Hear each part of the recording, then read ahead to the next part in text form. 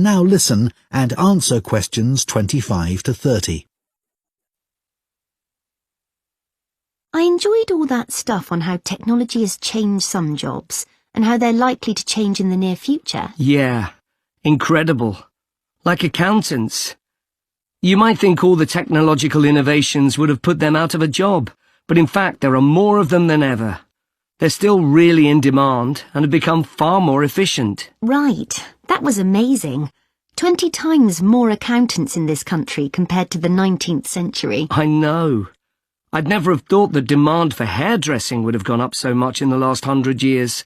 One hairdresser for every 287 people now, compared to one for over 1,500. Yeah, because people's earning power has gone up so they can afford to spend more on personal services like that. But technology hasn't changed the actual job that much. No, they've got hairdryers, etc. But it's one job where you don't depend on a computer. The kind of work that administrative staff do has changed enormously, thanks to technology.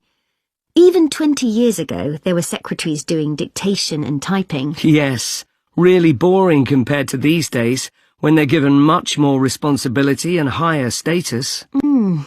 A lot of graduates go in for this kind of work now.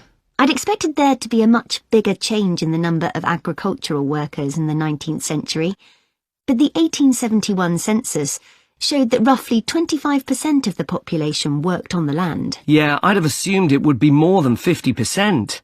Now it's less than 0.2%. What about care workers? They barely existed in the 19th century, as people's lifespan was so much shorter.